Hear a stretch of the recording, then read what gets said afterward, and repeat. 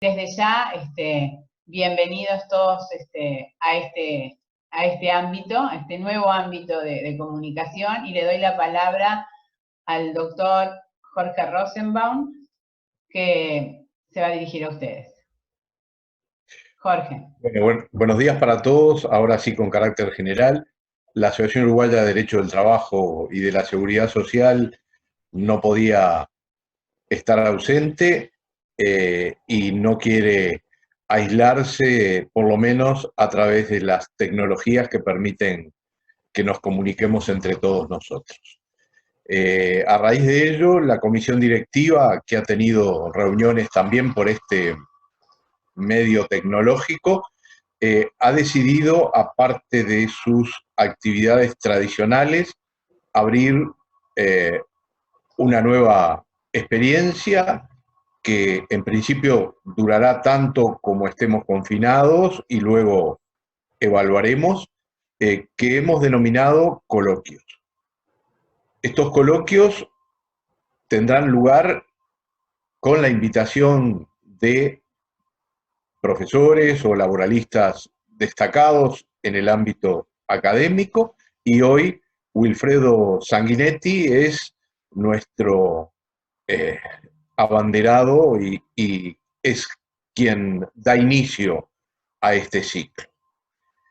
No por ello la asociación va a abandonar las tertulias, y si bien hemos postergado la que teníamos planeada para comienzos del mes de marzo, igualmente la vamos a llevar a cabo por este medio, y serán precisamente las magistradas, la doctora Silvana Llanero, que está conectada, y la doctora Doris Morales, que no la veo, pero probablemente esté intentando conectarse. Ellas van a llevar a cabo una sesión que anunciaremos debidamente por los correos, por el Facebook, es decir, por los distintos medios de comunicación, que tendrá lugar el miércoles 22 de abril a las 17:30 horas. Esa tertulia va a tratar el tema de los despidos especiales en el ámbito de nuestra jurisprudencia. Les agradecemos el apoyo que nos están dando las magistradas, porque esto significa un esfuerzo adicional para ellas, y los dejamos ya invitados desde este momento a conectarse y participar de esa tertulia. No me queda más que presentar a Wilfredo Sanguinetti Raymond, que no necesitaría ser presentado, pero institucionalmente creemos que, además de decir que es un gran amigo del Uruguay, Wilfredo es profesor titular de Derecho del Trabajo en la Universidad de Salamanca, imparte cursos de Derecho del Trabajo a nivel de grado y a nivel del doctorado. Se licenció en Derecho en la Pontificia Universidad Católica del Perú, y además obtuvo el título de doctor en Derecho en la Universidad de Salamanca. Uno de sus primeros trabajos, que responden precisamente a la culminación de este doctorado, la lesión de la libertad sindical y los comportamientos antisindicales, le hizo merecedor en 1992 del Premio Trabajo y Seguridad Social de Tesis Doctorales, que es otorgado por el entonces Ministerio de Trabajo y Seguridad Social de España. Todos sabemos que es autor de numerosos libros, de artículos y ensayos que cotidianamente leemos y repasamos, y además es investigador, y en sus últimas líneas de trabajo ha puesto especial acento y es uno de los especialistas más connotados en el área iberoamericana sobre las cadenas de producción y las empresas multinacionales.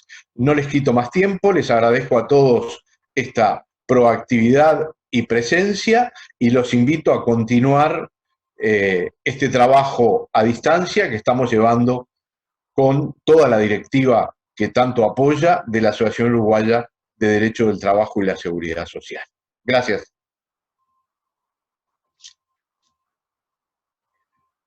Adelante, Wilfredo.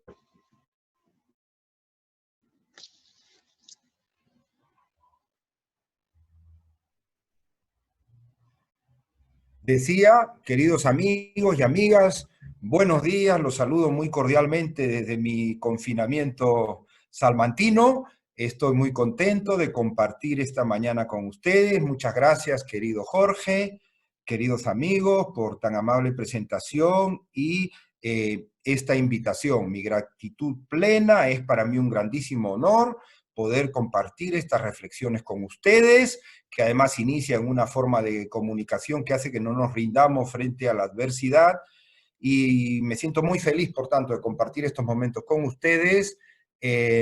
Para mí el laboralismo uruguayo es la catedral del laboralismo americano, y siempre me he sentido muy feliz de poder compartir espacios con todos ustedes, y esta felicidad me embarga ahora mismo. Como indica el título de mi intervención, el objeto de esta es ofrecerles un panorama de las medidas de carácter laboral adoptadas en España para hacer frente a la crisis sanitaria originada por la epidemia del virus COVID-19. No obstante, antes de hacer el recuento de esas medidas, creo que es importante que destaque algunas ideas generales sobre el sentido de las mismas, sobre el sentido de esas medidas, por tanto, y el contexto dentro del cual vienen siendo adoptadas. Entre estas ideas, interesa destacar en primer lugar el carácter instrumental de tales medidas, carácter instrumental respecto de la lucha contra el virus. O sea, no son medidas diseñadas para proteger a los trabajadores del riesgo de contagio o para hacer frente a los efectos individuales respecto de la salud del trabajador o en relación con la falta de trabajo que experimenta la empresa cuando el trabajador se enferma. Las medidas de las que voy a hablar son un instrumento o un medio para hacer frente a la epidemia. En la medida en que el confinamiento o el aislamiento social, con la consecuente paralización de las actividades productivas, parece ser la única fórmula, finalmente se están convenciendo de ello, hasta los más escépticos, parece ser la única fórmula de la que disponemos ahora mismo para reducir la curva de contagios, evitar el consiguiente colapso del sistema sanitario, reducir el número de muertos y reducir el número de muertos.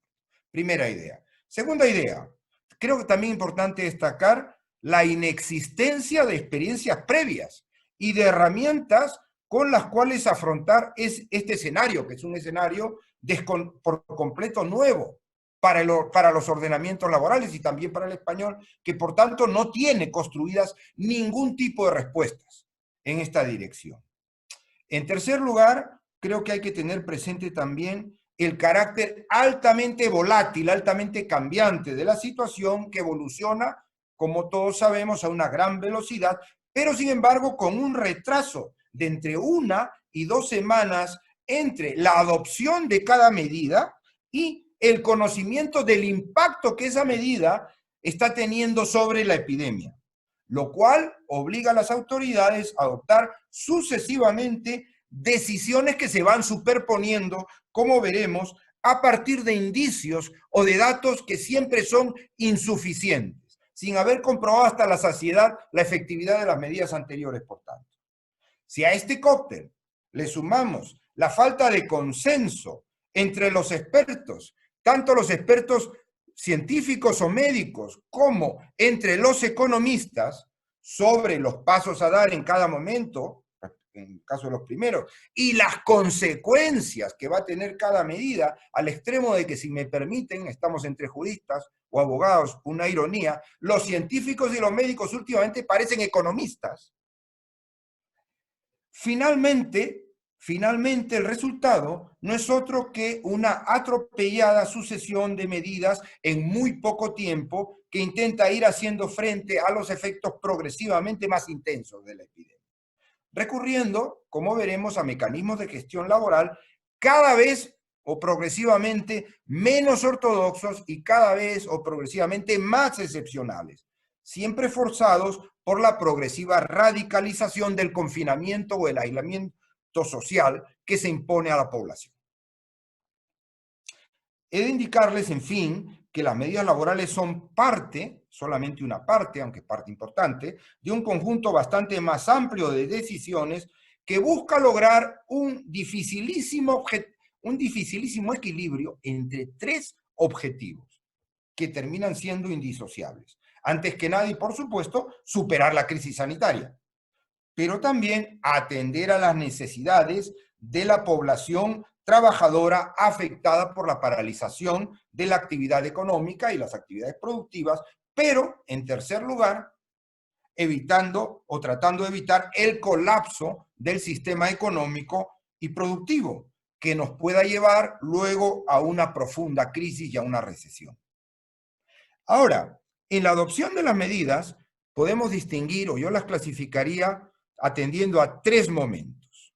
Tres momentos entre los cuales a veces median unos pocos días, en algún caso ni siquiera una semana.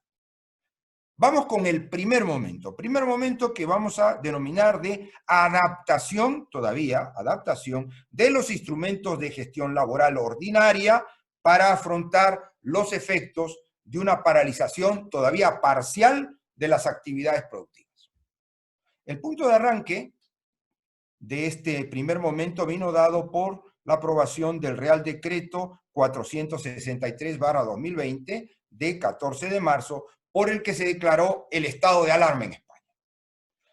Un decreto que limitó severamente la libertad de circulación de las personas, aunque considerando que constituía una excepción válida a esa limitación de la libertad de circulación, el desplazamiento de las personas a su lugar de trabajo. Este decreto, a su vez, estableció con ese fin de limitar la libertad de circulación, la suspensión de las actividades educativas, en primer lugar, lo primero que se hizo. La suspensión de las actividades educativas presenciales, pero su continuación a través de modalidades a distancia. O sea, la enseñanza primaria, secundaria, universitaria en España no está suspendida, sino que se supone que ha pasado a ser impartida a través de modalidades a distancia. En segundo lugar, la suspensión de la apertura al público de todos los establecimientos de comercio minorista. Todos, salvo los de alimentación, productos farmacéuticos, prensa y combustibles especialmente. También la suspensión de la apertura al público de los espectáculos públicos, los espectáculos deportivos, los museos, los archivos, las bibliotecas y los hoteles, bares y restaurantes que tan importantes son en España. Y, en tercer lugar, se dispuso también la consiguiente reducción de los servicios de transporte con arreglo a una serie de dispositivos que, en síntesis, suponían que estos se reducirían en un 50% de su volumen habitual. Por tanto, la obligación de trabajar inicialmente se mantuvo para todos los trabajadores no incluidos en estos tres supuestos que he mencionado. Por lo tanto, se trató inicialmente de una paralización selectiva de las actividades que suponen un mayor contacto entre las personas y que no se consideran esenciales.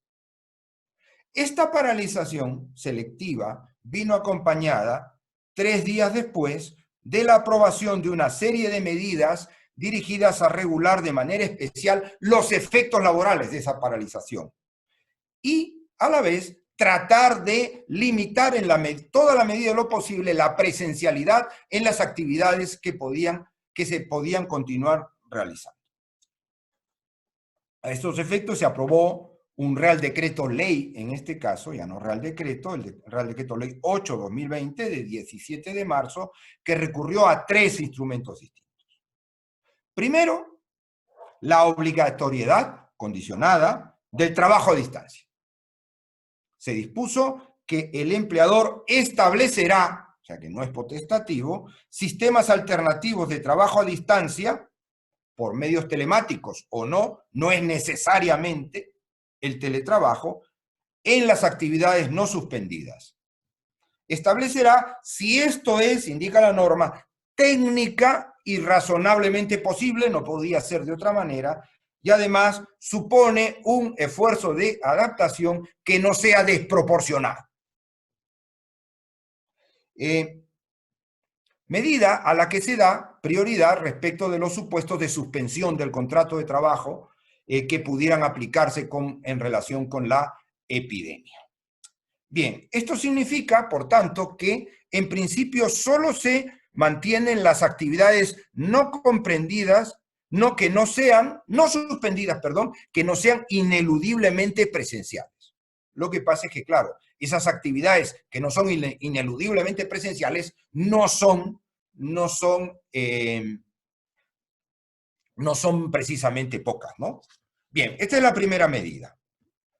La promoción del trabajo a distancia como obligación condicionada. Segunda medida, creación de nuevos derechos de adaptación del horario de trabajo y reducción de la jornada laboral para que los trabajadores puedan atender las necesidades de conciliación y atención familiar generadas por la crisis sanitaria y también por las medidas que se han adoptado, por la paralización selectiva. Esta es una herramienta que trata de permitir que las personas que siguen trabajando puedan cubrir las necesidades de cuidados del cónyuge o de sus familiares cercanos que puedan surgir debido, entre otras causas, a la propia enfermedad. Enferma un familiar, al cierre de los centros educativos, los niños se quedan en casa, o al cierre de los centros asistenciales, o eventualmente a que no pueda acudir la persona que se encarga normalmente de los cuidados. Bueno, pues esta creación de nuevos derechos prevé 2 modalidades. La primera modalidad es lo que la norma denomina el derecho a la adaptación de la jornada. Entonces, la norma dispone, ojo, como una prerrogativa cuya concreción inicial corresponde al trabajador, este derecho a la adaptación de la jornada, para lo cual da una serie de posibilidades. Cambio de turno, alteración del horario, horario flexible, jornada partida, jornada continuada, cambio de centro, cambio de funciones, cambio en la forma de prestación del trabajo, todas las opciones que quepan, pero la norma dice siempre que estén justificados, naturalmente, y además que sean razonables y proporcionados, o sea, que no causen a la empresa un desajuste desproporcionado. Debiéndose en todo caso, porque esto puede ser conflictivo, sobre todo en empresas pequeñas, resolver las discrepancias por la vía judicial a través de un procedimiento sumario. La segunda modalidad es la creación de un derecho ya no a la adaptación de la jornada, sino a una reducción especial de esa jornada, vinculada con supuestos especiales de cuidado de menores, discapacitados o familiares que ya están previstos por el artículo 37 del Estatuto de los Trabajadores, pero que aquí se prevé que puede llegar al 100% de la jornada. Por tanto, no entre un séptimo y la mitad, sino alcanzar hasta el 100% de la jornada, pero aquí con reducción proporcional del salario y sin derecho a cobrar ningún tipo de prestación por desempleo.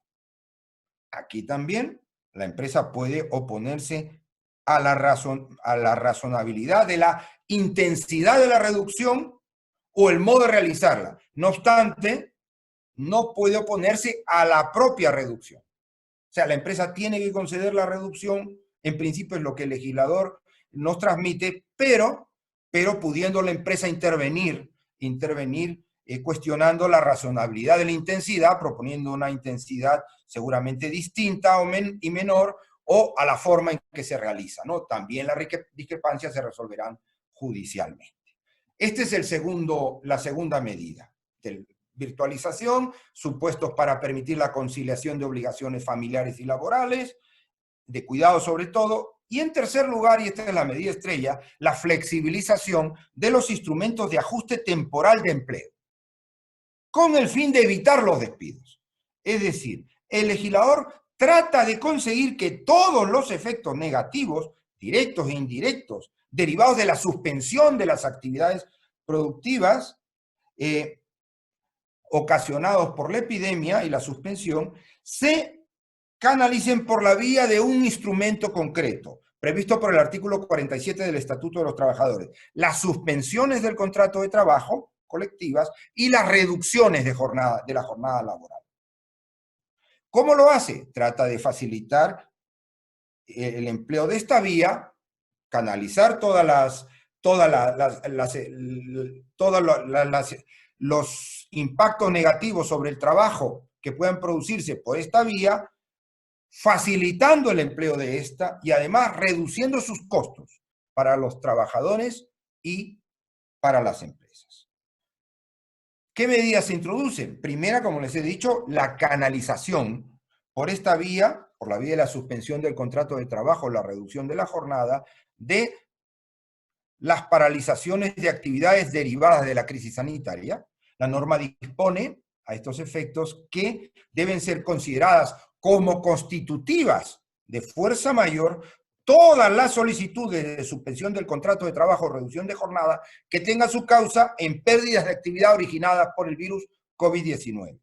Tanto si estas pérdidas de actividad son provocadas directamente por el estado de alarma, cierres de actividades, esas actividades abiertas al público que se cierran o se reducen en el caso de los transportes, o por la enfermedad, los contagios de la plantilla, la imposición de medidas de aislamiento preventivo, suspensión de la actividad asociadas a esto. Todo esto se debe canalizar por esta vía, por la fuerza mayor, que hace una presunción legal, y también aquellas reducciones de actividad que tengan un origen indirecto en este tipo, en la epidemia. Es decir, sobre todo está pensando aquí el legislador en la falta de suministros derivada de la crisis sanitaria y de la suspensión de actividades.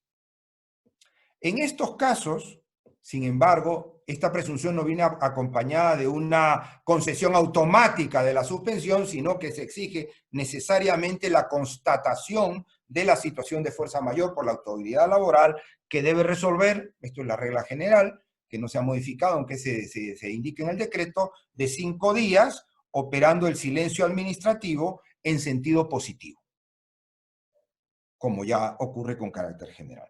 Solo cuando no se puede hablar de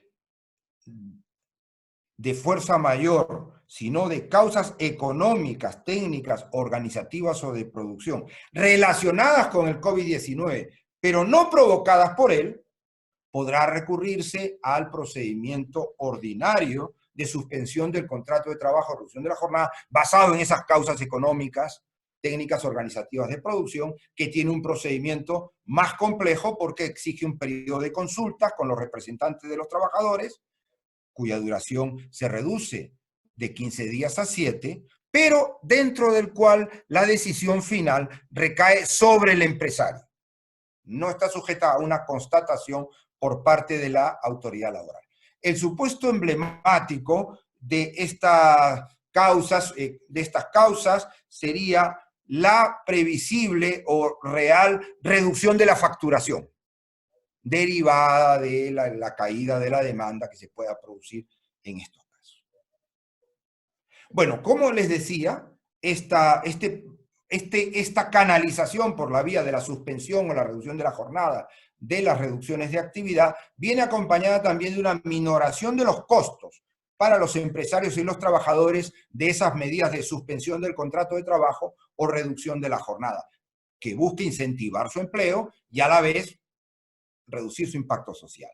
En el caso de las suspensiones del contrato de trabajo por fuerza mayor, que aquí se denominan expedientes de regulación temporal de empleo, ERTES, que es una palabra que ahora se ha puesto de moda en España, cuando el ERTE se deba a fuerza mayor, lo que se hace es exonerar a los empresarios del pago de las cuotas a la seguridad social por los trabajadores afectados por el ERTE. Debo decirles que en España, incluso cuando está suspendido el contrato de trabajo, incluso por maternidad, el trabajador, pero también aquí, el empresario sigue cotizando, alrededor del 30% de la nómina. Esa reducción de costos es del 100% si la empresa tiene menos de 50 trabajadores y del 75% si la empresa tiene 50 o más trabajadores.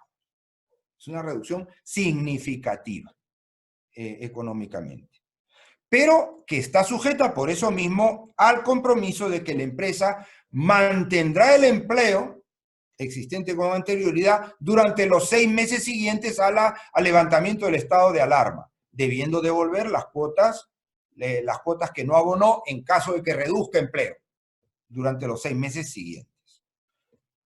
Es decir, se busca desalentar los despidos post-crisis. Bien, luego, ¿qué pasa con los trabajadores?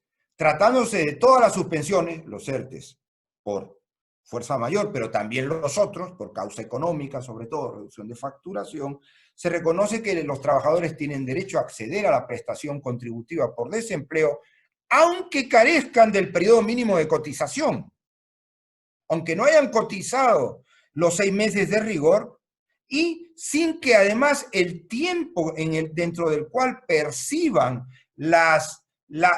esa prestación reduzca el tiempo al que tendrán derecho con posterioridad. O sea, no se computa como tiempo consumido. Su derecho será el mismo si luego vuelven a incurrir en una situación o colocarse en una situación de desempleo.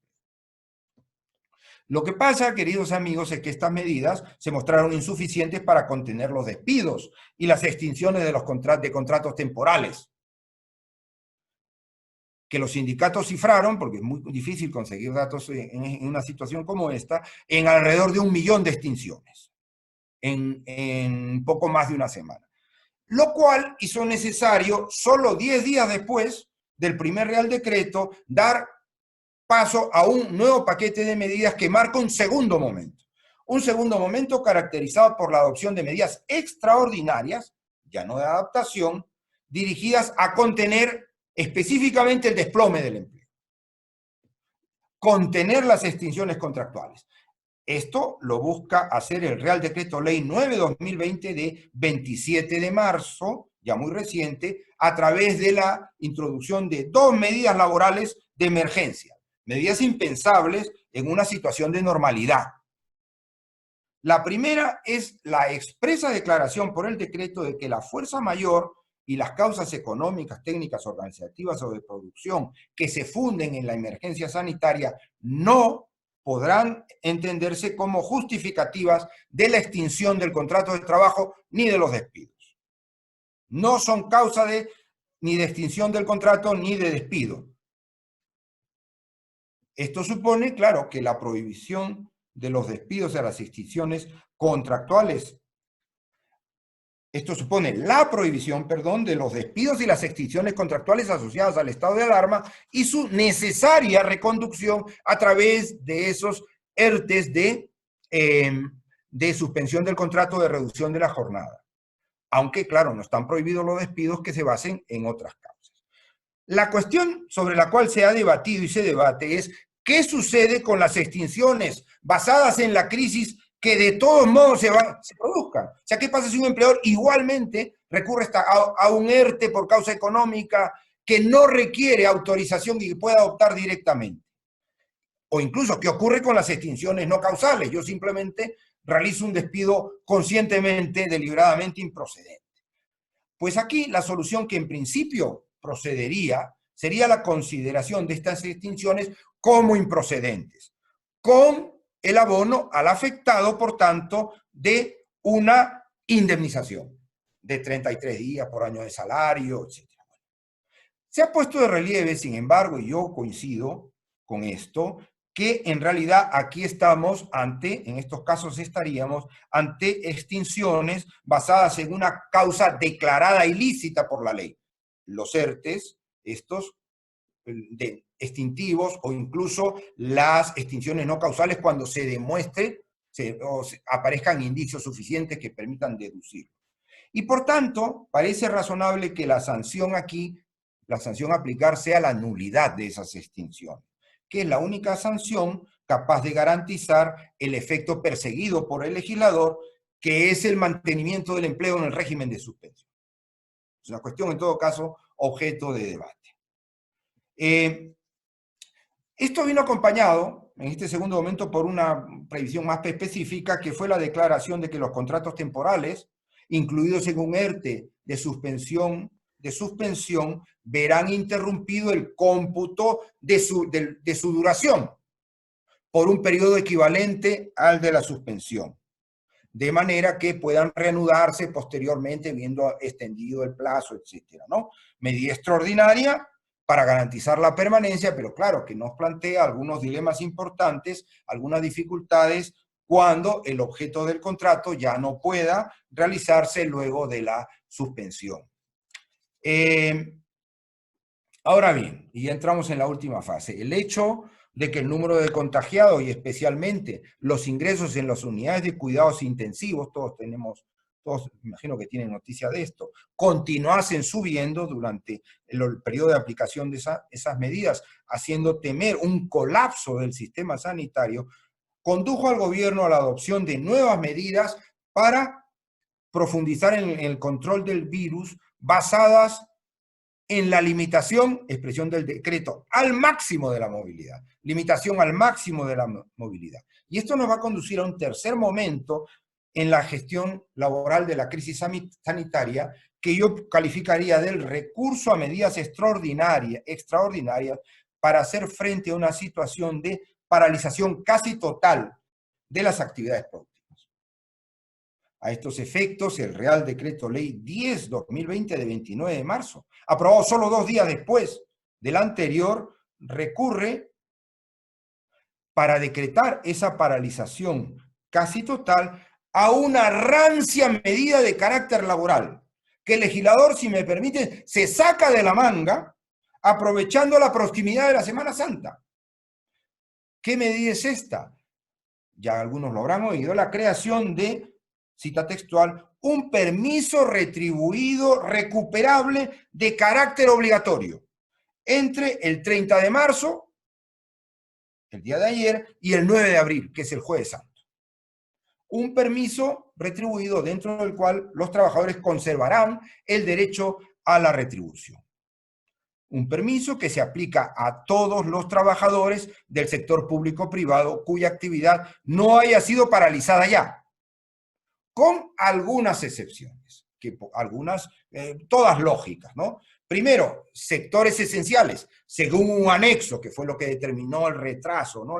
El afinamiento del contenido del anexo determinó el retraso de la publicación de la norma, que terminó siendo publicada 20 minutos antes de su entrada en vigor, del día en que debía ser aplicada. Bueno, entonces, los sectores declarados esenciales por su anexo, en primer lugar, se mantienen. Son sectores vinculados especialmente a la alimentación, la salud, las comunicaciones, la seguridad, ¿no? Y claro, también los sectores cuyas líneas de producción abastecen a los otros, naturalmente. Eso en primer lugar. Luego, los trabajadores ya afectados por un expediente de regulación de empleo, que tienen los contratos ya suspendidos, expediente suspensivo. Los trabajadores en situación de incapacidad temporal, ya que están enfermos, los trabajadores con contratos suspendidos por otras causas, y los trabajadores que ya trabajan a distancia, que no tiene sentido paralizar su trabajo. Y finalmente, también se mantiene en cada empresa el mínimo de plantilla o turnos de trabajo necesario para mantener su actividad indispensable. O sea, lo que nosotros, los laboralistas de toda la vida, en relación con la huelga, conocemos como los servicios de seguridad y mantenimiento. Pues esto, claro, se mantiene. No se trata, en consecuencia, de una suspensión forzosa de los contratos de trabajo, sin derecho al salario, ni de una licencia con goce de haber. Por eso es que el decreto regula a continuación la recuperación de las horas no trabajadas, previendo que esa recuperación de esas horas trabajadas, más de 60, podrá realizarse hasta el 31 de diciembre de 2020 y que será objeto de negociación con los representantes de los trabajadores a través de un periodo de consultas de un máximo de 7 días. Prevaleciendo en todo caso, si no se llega a un acuerdo, la decisión del empresario, pero con sometimiento a las previsiones legales generales sobre distribución irregular de la jornada, distancia diaria entre el inicio de la jornada, el fin de la jornada y el inicio de la otra, el límite de trabajo semanal, preaviso al trabajador. Tengamos en cuenta en todo caso que la norma está pensando siempre en lo que llamamos una recuperación dinámica de las horas, que no requiere una fijación previa, no es eso lo que tienen que negociar los representantes. No, usted la recupera del 15 al 20 del 15 de julio al 30 de julio, sino que la norma está pensando en una recuperación que se va a ir produciendo progresivamente cuando el empresario lo necesite y dando un preaviso al trabajador, en cada caso, que tendrá cada uno su propia cuenta. Bueno, ¿qué mensaje nos está transmitiendo esta medida? Bueno, primero, evidentemente que la paralización parcial de actividades productivas no está siendo suficiente para contener el virus, con los datos que se tienen a la fecha que fue adoptada. Segundo, que el costo de una suspensión global, de un ERTE global de las actividades productivas en España es inasumible para las finanzas del Estado. Y claro, frente a esto, no puede negarse que la medida es una medida imaginativa, es una medida ágil porque funciona automáticamente y flexible porque permite una recuperación progresiva, ¿no? Y además permite un cierto reparto de costos entre los trabajadores y los empresarios. Los trabajadores porque tienen que pagar las horas, pero claro, la carga superior la asumen los empresarios porque deben adelantar los salarios a cambio de unas horas que es posible que no se puedan recuperar. No se puedan recuperar, claro, si posteriormente se retrae la demanda, ¿no? Por eso es que es importante la puesta en marcha de medidas de acompañamiento económico que traten de aportar liquidez a las empresas en este momento difícil. El gobierno trabaja en ello, en fin. Y también medidas que busquen promover luego una recuperación de la demanda. En todo caso, todo parece indicar que este proceso no va a acabar el 11 de abril. No va a acabar el 11 de abril. Aunque el arsenal de medidas se empieza a agotar.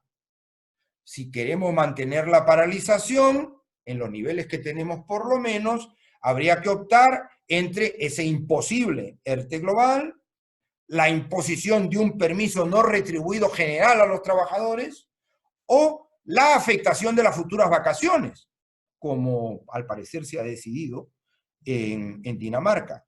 O quizá pues alguna otra medida imaginativa, como por ejemplo la creación de otro permiso recuperable ya para el 2021. Por ejemplo, pero bueno, eso está por verse, ¿no? Concluyo con la siguiente pregunta. ¿Qué elementos son destacables, en mi opinión, sobre la respuesta española a la crisis laboral originada por el COVID-19? ¿Qué podemos destacar?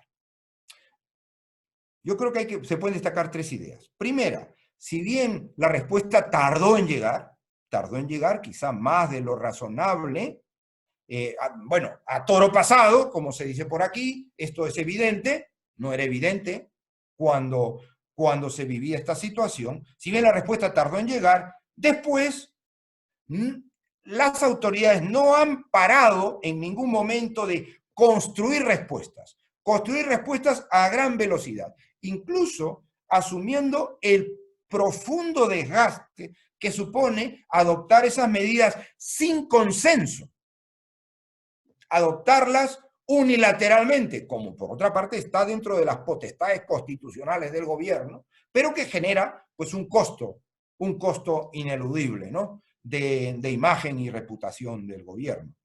Primer elemento, ¿no? Entonces, la construcción de respuestas a gran velocidad, la capacidad de reacción a partir de un determinado momento. Segundo, el uso de los instrumentos existentes y la construcción a partir de ello de otros instrumentos nuevos para hacer frente a una situación desconocida hasta ahora, ¿no? Con una gran dosis de audacia y de imaginación. Y en tercer lugar, yo creo que a todos, a nadie se nos escapa la preocupación que han mostrado quienes están al frente del Ministerio de Trabajo, es decir, que entre ellos muy queridos compañeros de la Academia Española, la preocupación que han mostrado por tratar de afrontar la crisis con el menor costo posible para los trabajadores y sus familias. Hay una preocupación constante por ello, ¿no? Los grandes interrogantes que están sobre la mesa me parece en todo caso que son dos. En primer lugar, si se logrará doblegar a tiempo con estas medidas la curva de contagios. No lo sabemos, empieza a haber indicios de que puede ser así. Pero en segundo lugar, y aquí la incertidumbre es mucho mayor, sí se conseguirá que el daño evidente que se está ocasionando a la economía de las empresas con estas medidas, y en particular con la paralización de actividades, que en todo caso, como hemos visto, parece que es la única medida posible, si ese daño no va a impedir luego una posterior recuperación de esas empresas, de la demanda y de la actividad económica en general.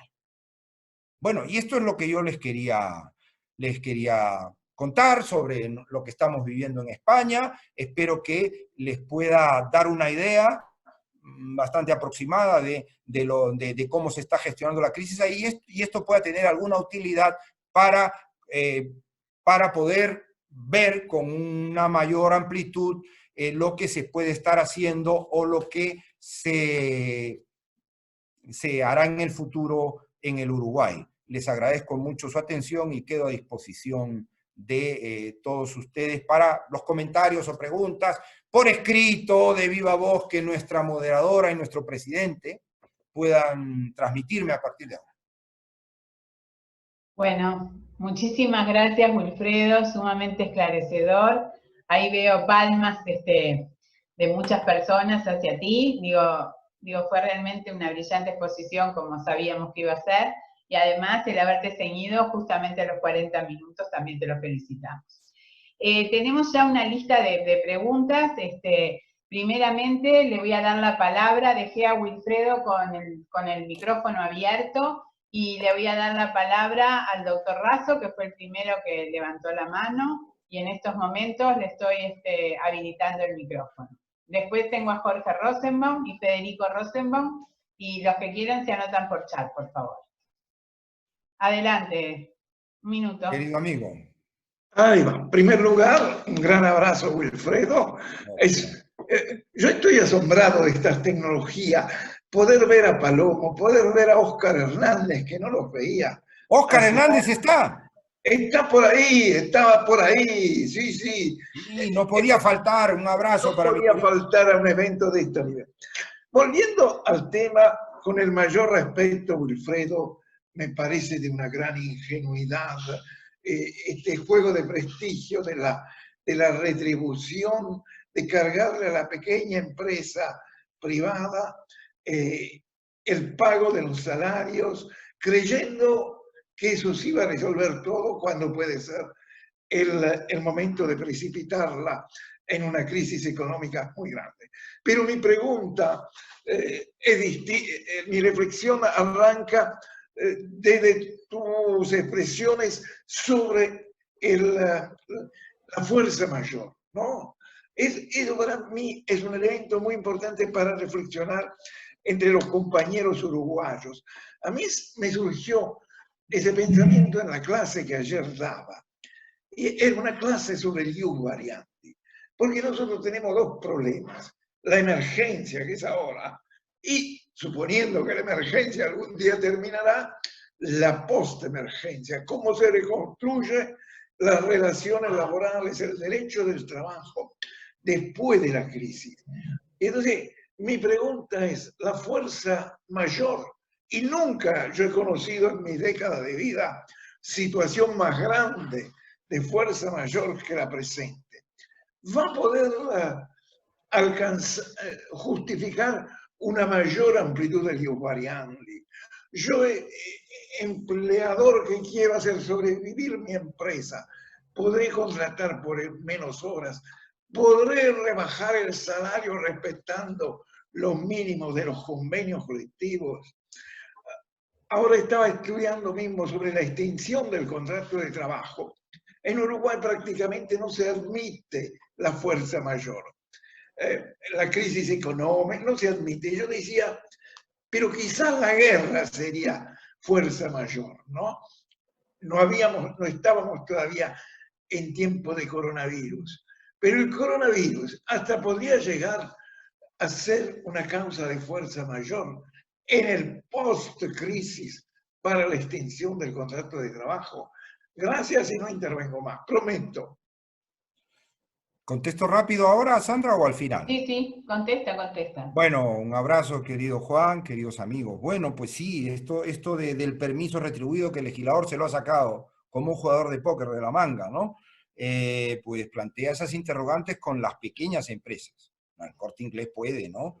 Telefónica segura, Inditex ni siquiera va a plantear un ERTE, ¿no? Inditex lo ha pactado con los trabajadores, que asume todos los costos y se acabó, ¿no? De 3.000 millones de beneficios, ¿no? Pero claro, ¿qué va a pasar? La clave está en que seamos capaces de construir mecanismos de soporte económico de la pequeña empresa. Y en medio de mecanismos de soporte económico de muchas otras cosas, ¿no? Entonces, esto tiene muchas preguntas, ¿no? Tiene muchas preguntas. Luego, claro, este es un supuesto del libro de fuerza mayor que los efectos del COVID-19 como factum principis en cuanto a la paralización forzosa de las actividades y como factum dei vinculado con los contagios y qué sé yo. Esa causa se utilizaba poco y aquí se utiliza. Y ahora pues es la causa por excelencia, ¿no? Claro, ¿qué utilidad puede tener después? Claro, a mí me cuesta enfocarlo porque nosotros aquí las modificaciones del contrato se canalizan sustanciales, el jus variandi, si supone una modificación sustancial, se modifica por el artículo 41, cuyo fundamento no está en la fuerza mayor, sino en causas económicas, técnicas, organizativas o de producción, ¿no? Entonces, tenemos otra visión de las cosas dentro de la cual la fuerza mayor no interviene. Esta es una regulación bastante laxa por lo demás, la que existe en España luego de la reforma de 2012. Bien, le doy la palabra a Jorge Rosenbaum, después está Federico Rosenbaum, Hugo Barreto y Amalia de la Riva, y veremos si nos queda algún espacio más después. Jorge. Lo mío muy breve. Por supuesto que aprovecho la oportunidad, porque no vamos a tener tiempo, para agradecerle a Wilfredo el esfuerzo, la profundidad y la preparación que significó para él en estos 3 o 4 días, poder darnos este panorama de la realidad normativa española. La pregunta es muy concreta. Si bien puede ser muy temprano para conocer los datos, ¿han existido negociaciones colectivas en la empresa o en niveles superiores para acordar alternativas que sean diferentes de las que dispone la normativa estatal dictada? Bien, Jorge, muchas gracias. Tampoco demasiada, ¿no? Tampoco ha habido demasiadas experiencias. La más relevante, todo ha sido muy rápido, ¿no? Todo ha sido muy rápido. La más relevante es la que les he comentado ya de Inditex, en mi opinión, ¿no? Donde se lleva a cabo una negociación que se decide que Inditex asume como un permiso, ¿no? Como un permiso retribuido, todos los efectos que ocasiona el estado de alarma. Luego Inditex ha reconducido líneas de producción de la fábrica de La Coruña para mascarillas, para trajes, y eso ha permitido retornar bastantes actividades, pero en general lo cubre la empresa. Me parece que en el caso del Corte Inglés, lo que se está previendo es que si bien se recurre a un ERTE y ahí la prestación por desempleo es del 70% de la base reguladora, que no es igual al salario real, o sea, ya la base reguladora lo reduce, y sobre eso el 70%, pues el Corte Inglés asume lo que falta para llegar al 100% de la retribución. Entonces, en grandes empresas se está asumiendo ese tipo de negociación. No conozco los instrumentos, no sé si esto se ha pactado colectivamente, se ha negociado, se ha plasmado un instrumento, es una decisión unilateral, conversada. Me da la impresión a mí más esto último, con los representantes de los trabajadores solicitados por esto, ¿no? Pero algunas experiencias hay, pero claro, el drama aquí es la pequeña empresa, ¿no? Efectivamente, ¿no? Y no la gran empresa que incluso está reconduciendo, pues no sé, aquí en Valladolid, Renault está fabricando respiradores, ¿no? Y algunos trabajadores están funcionando y en general pues tienen medios, tienen liquidez, ¿no? La pequeña empresa, el autónomo que tiene un trabajador no tiene liquidez, incluso, no necesariamente. Perfecto, Bien. muchas gracias. Le damos la palabra ahora a Federico Rosenbaum con una pregunta. Federico. Bueno, buenos días, buenas tardes, Wilfredo, saludarte primero que nada, Federico. reiterarte mis ánimos y fuerzas en estos momentos y felicitarte por tu excelente exposición, algo que hemos leído de otros compañeros tuyos en España, pero la verdad que tu exposición fue muy clarificadora del contexto laboral de este coronavirus, ¿no? Pero mi pregunta era bastante concreta sobre uno de los aspectos que mencionaste en la última etapa, ¿no? Sobre el permiso retribuido recuperable. Básicamente, hacerte dos preguntas.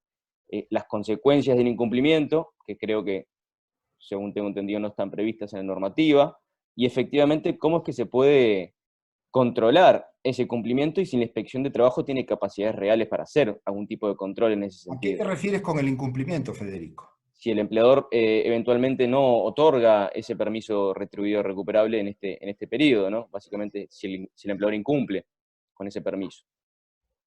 Lo cual supondría que no paga la retribución, ¿no? Exactamente, sí. Porque el trabajador no puede ir, porque ahora los trabajadores solo pueden salir con una especie de salvoconducto, ¿no? Tiene otro nombre aquí. Y por lo tanto, el trabajador simplemente no asiste, lo que pasa es que no le llegaría la retribución, ¿no? A fin de mes. Exacto, Entonces, y ¿cómo se controlaría eso para efectivizarlo claro, en tiempo real, ¿no? A eso me refiero. Seguramente esto podrá ser objeto de una acción por impago de salarios, ¿no? Y de una intervención de la inspección de trabajo también, por ahí. No hay una sanción específica para que esté previsto, ¿no? Que esté prevista para esta situación.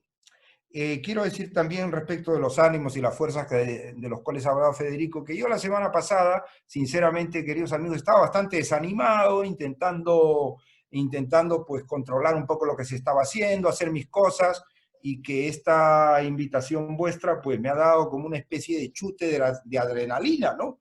Me ha permitido meterme nuevamente en el partido, ¿no? Y estar con fuerza y animado, me ha dado vida, ¿no? Me ha dado vida y estoy muy agradecido, muy reconocido por ello también. Bien, le voy a dar la palabra a Hugo Barreto.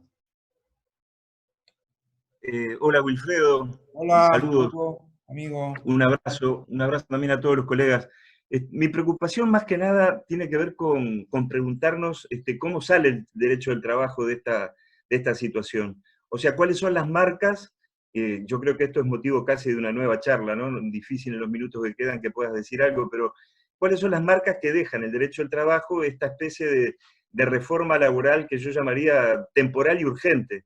Es temporal porque está acotada a los efectos inmediatos del coronavirus, pero creo que la forma de discutir ciertos temas, ciertas soluciones que aparecen en los ordenamientos jurídicos, cambian, me parece a mí, los ejes de discusión de algunos temas que tienen que ver, por ejemplo, con el trabajo de los autónomos, la adaptabilidad y la flexibilidad laboral, las facilidades para el despido de los trabajadores, etc. Me parece que, reitero, esta reforma urgente y temporal laboral puede llegar a dejar marcas, y me parece que ese es el desafío que tenemos los laboralistas, de ver cómo sale el derecho del trabajo de este dilema, diríamos, de este problema.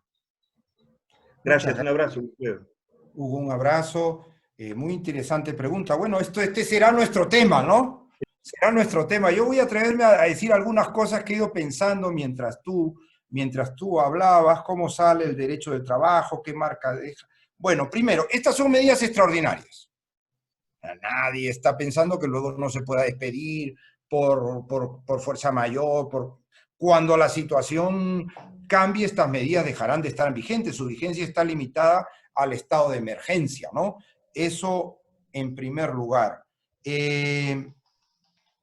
Luego, por lo tanto, no tienen por qué continuar, ¿no? Ni tendría sentido que continúen. Segundo, lo que sí tiene sentido que continúe es la preocupación por la garantía del empleo, a través de instrumentos que habrá que ir pensando, ¿no? Y quizá aprendiendo algunos de estos, pero no trasladándolos, ni mucho menos. La preocupación por la garantía del empleo.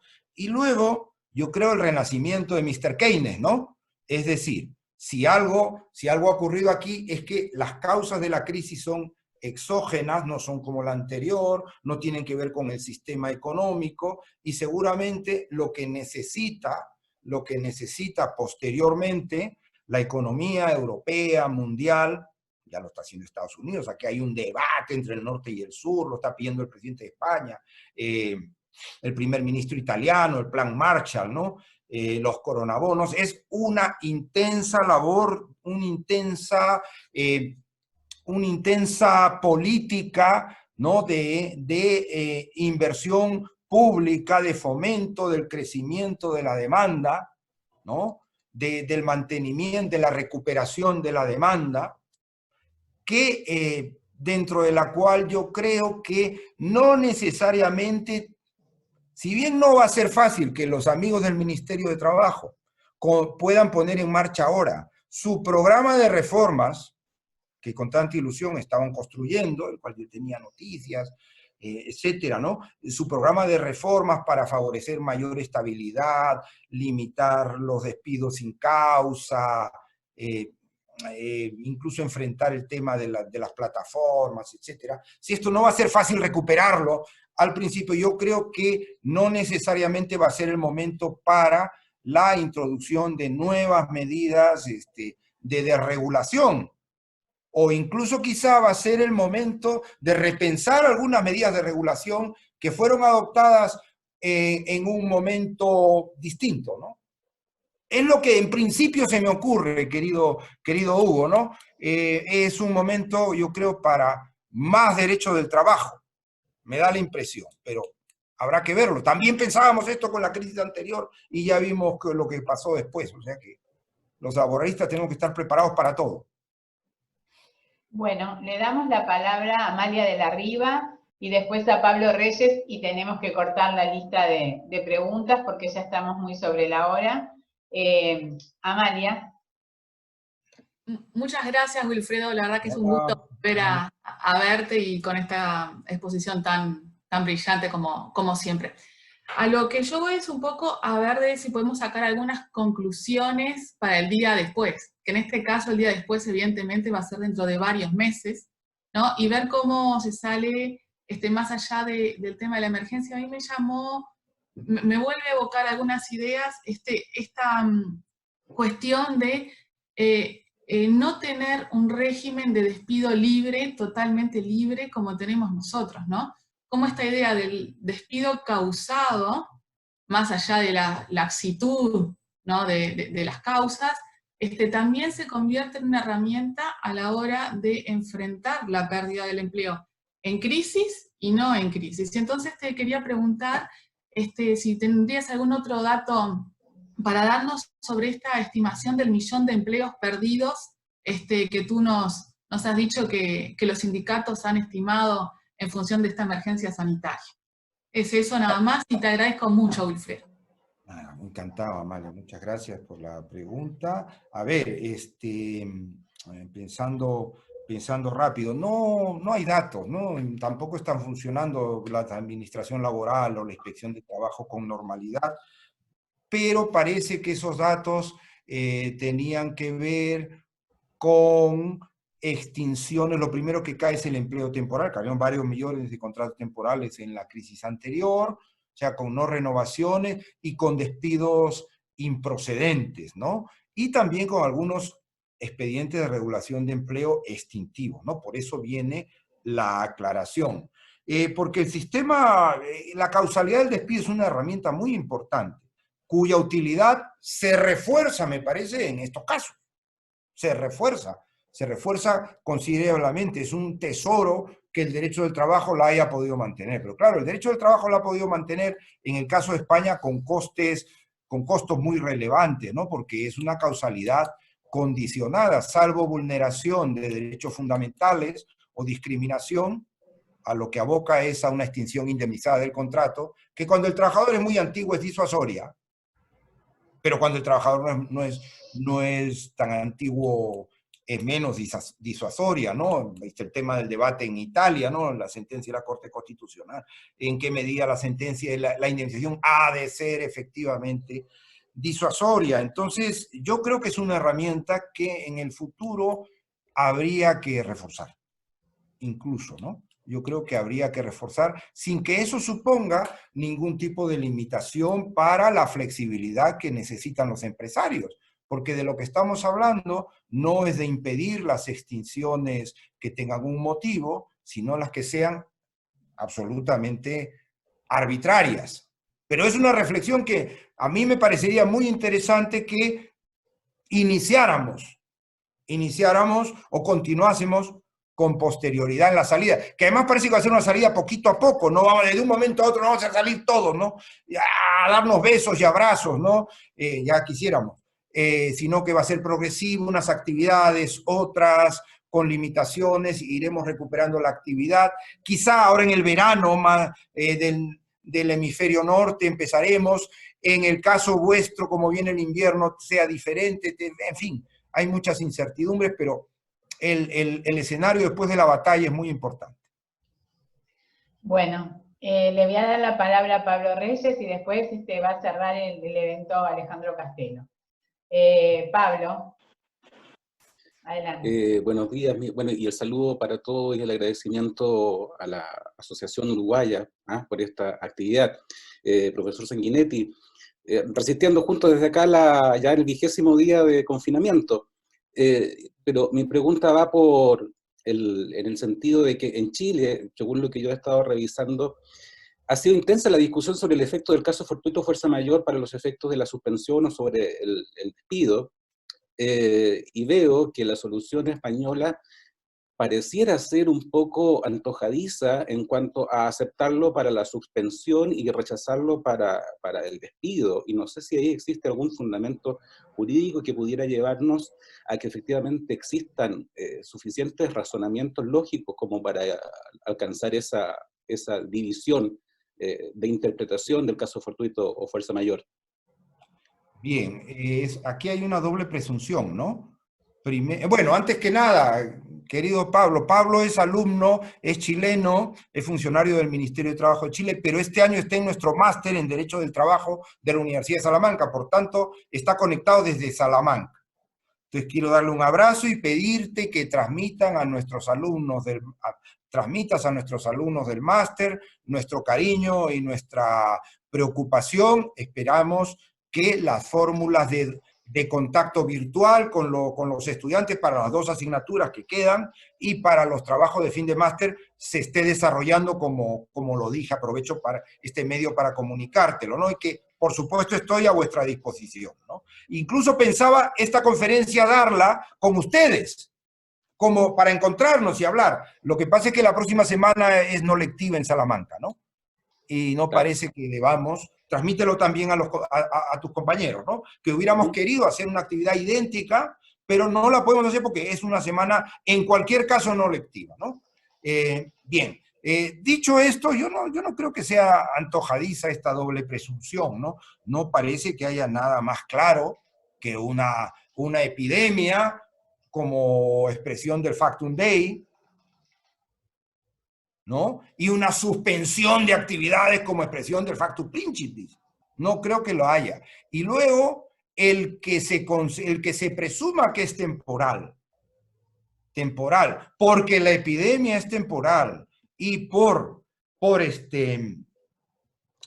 y porque se supone que el consiguiente confinamiento, aislamiento y suspensión de actividades son temporales, no parece que sea antojadizo. A mí no me lo parece, esto puede ser opinable. Y responde además a un objetivo de política del derecho muy relevante, que es tratar de mantener la actividad productiva en estado de hibernación, si me permite la expresión, ¿no? Que la actividad se mantenga, de alguna manera se mantenga congelada para que pueda